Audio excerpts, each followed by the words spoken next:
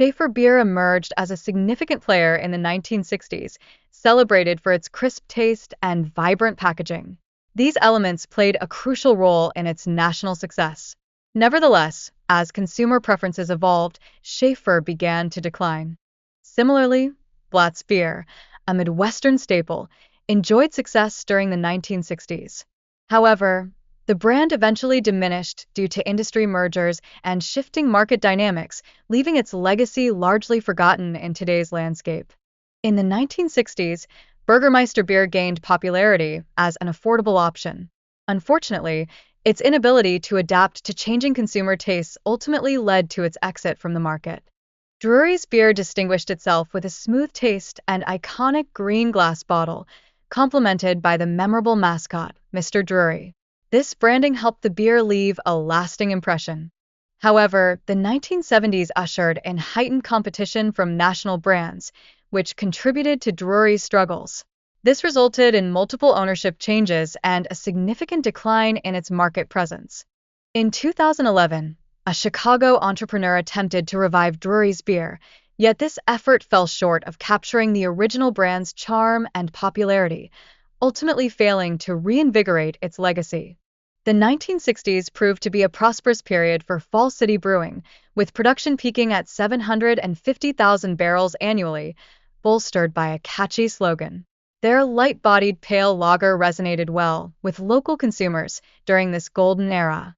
Yet, by the 1970s, Fall City faced challenges as consumer preferences shifted towards lighter beers.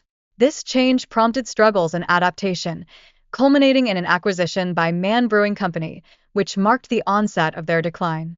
Despite efforts to revive the brand in 2010, Fall City Brewing's presence has steadily decreased.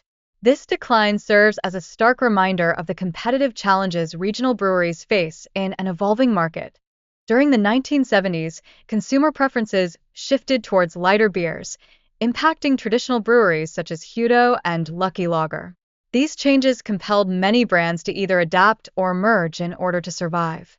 The rise of national brands in the 1970s and 1980s further contributed to the decline of beloved local favorites, including Nägenset and Lucky Lager.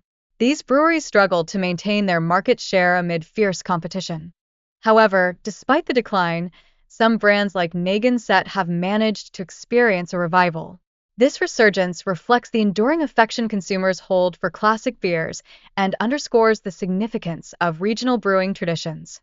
Olympia Beer, once a regional powerhouse, encountered significant challenges in the late 1970s as consumer tastes shifted towards lighter beers. This transition ultimately diminished its local identity and production. In contrast, Pabst Blue Ribbon, PBR, managed to maintain its relevance by aligning itself with counterculture movements. This evolution enabled it to become a symbol for budget-conscious consumers and the hipster culture, standing out amidst many fading brands. Peel's beer thrived in the Northeast during the 1960s, favored for its light lagers. However, the brewery struggled to adapt to emerging consumer trends in the 1970s, leading to its eventual acquisition. Similarly, Red Top beer was cherished for its crisp taste and smooth finish, gaining significant popularity in the Midwest during its prime in the 1960s. Once a New York icon, Ringold beer struggled against fierce competition and changing tastes, which ultimately led to its production ceasing in 1976. Valentine Ale, founded in 1850, flourished in the Northeast but eventually vanished, largely due to the rise of national brands and changing consumer preferences. The company gained acclaim for its easy-drinking lagers and its iconic slogan, "The Beer of Moderation," which resonated strongly with consumers during its peak years. Nonetheless, despite its historical triumphs, Schaefer beer struggled to adapt to the market's shift towards lighter beers, resulting in decreased sales and waning relevance.